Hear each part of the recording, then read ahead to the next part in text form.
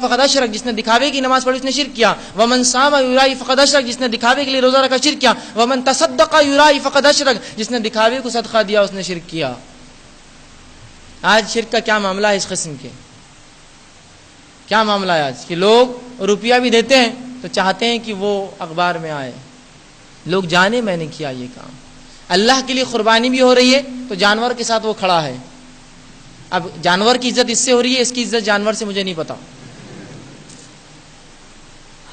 یہ حالات ہیں ہمارے دکھاوے کے معاملے میں. ریا، الریا شرک، رسول اللہ ریا شرک ہے. ٹھیک، یہ بھی ایک قسم ہے. اس سے ہم دیکھتے ہیں اکثر لوگ ملوث ہیں اس میں. اسی طرح جو ہے چیزوں پر صلیب کا نشان بنانا یا ٹیکے لگانا اس نیت سے کہ اس کی حفاظت کریں گی، یہ بھی شرک ہے. آج یہ شرک کتنا عام ہے. ہر پیدا ہونے والا بچہ پیدا ہوتے اس کے ہاتھ میں کیا ڈال دیے گا؟ 2 کالے گوٹ. یہ کیوں؟ نہیں وہ بچہ بہت خوبصورت ہے نا، اس لیے. اسی طرح جو ہے نظر نہ لگے ایک ٹیکا. سوال یہ ہے وہ کاجل جس کو ہم بھاپ دے کے نکالے، کبھی غلط بھاپ سے نکلا ہوا اور بنا ہوا اصلی تیل یا گھی کا نہ ہو تو آنکھیں خراب کر دے، وہ کاجل اگر سر پہ لگ جائے تو حفاظت کرنے لگا. صلیب کا نشان، صلیب جو عیسائیوں کا نشان ہے، سینے پر بناتا ہوں اپنے بچے کے پلس نظر نہ لگے پیارے کو میرے. اندازہ لگائیے وہ لڑکا تو بہرحال بڑا ہو کر جو بنے گا، اگر وہ ماں اور باپ اس عقیدے پہ مر گئے تو وہ تو جہنم میں جائیں گے سیدھا. صلیب کا نشان بچوں کے سینوں پر بناتے ہو اور پیروں پر لگاتے ہو اور یہ ٹیکوں کو سمجھتے ہوئے تمہاری حفاظت کریں گے، اور جھاڑوؤں سے نظر اتارتے ہو کیا یہ جھاڑو حفاظت کریں گے آپ کی، اور چپلوں پر اپنی قسمت سمجھتے ہو کہ ان کے سیدھا اور الٹے ہونے سے تقدیریں بدلتی ہے.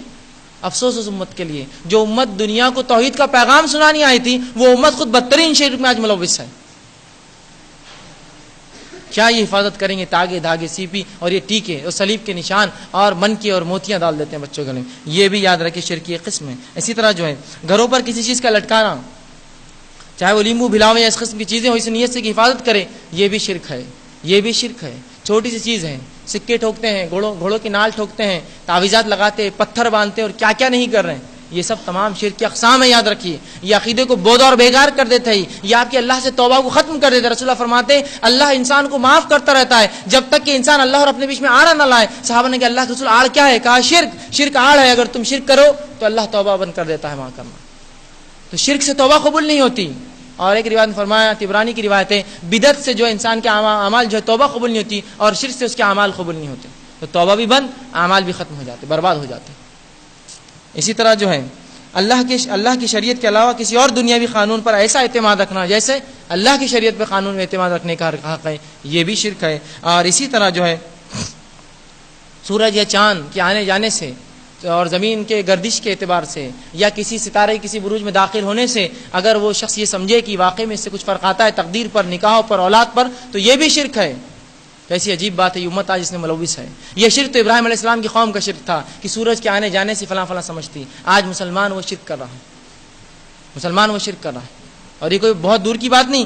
گھر میں نکاح ہے تو نکاح کب کیا جائے؟ تو جنتری لائی جاتی ہے. قمر ہے یا عقرب ہے، چاند ہے یا اسکارپین بولتے ہیں عقرب، بچھو جو ہوتا ہے ایک نشان ہوتا ہے، کہیں وہ تو نہیں ہے. اس دن شادی کرنے سے شادی ٹوٹ جاتی ہے، طلاق ہو جاتی ہے، فلاں ہو جاتی ہے، یہ میل نہیں ہوتا، وہ میل نہیں ہوتا ہے. کہاں سے لائی یہ سب باتیں؟ یہ کفاروں کے طریقے، ایمان والوں کے طریقے نہیں، یاد رکھیے. تو یہ سمجھنا سورج اور چاند کے آنے جانے سے، گردشوں سے کچھ تقدیر پر یا معاملات پر یا حالات پر فرق ہوتا ہے، یہ بھی یاد رکھیے شرک کی ایک قسم ہے. اسی طرح رسول اللہ فرماتے ہیں بدشگونی شرک ہے. بدشگونی، فلاں کام کرنے سے اب مت کرو اس لیے کہ فلاں ہو جائے گا، یہ بھی شرک ہے. رسول اللہ فرماتے جس نے کسی بدشگونی کی وجہ سے کوئی کام نہیں کیا اس نے بھی شرک کیا. اور بدشگونی نکالنا ہم دیکھتے ہیں آج کے معاشرے میں عام چیز ہے.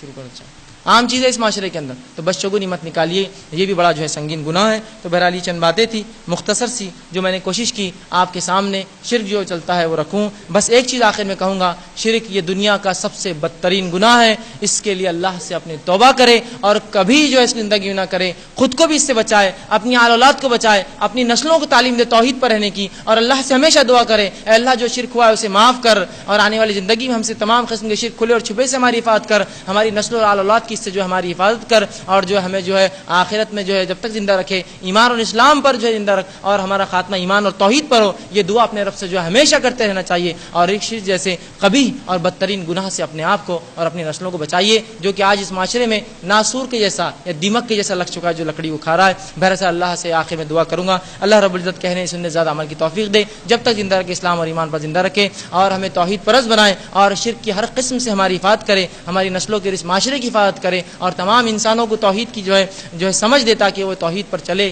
توحید پر رہے، اور ہمارا تمام کا خاتمہ توحید پر اور ایمان پر ہو. وآخر دعوانا الحمدللہ رب العالمین. سبحان ربک رب العزت عما یصفون وسلام علی المرسلین.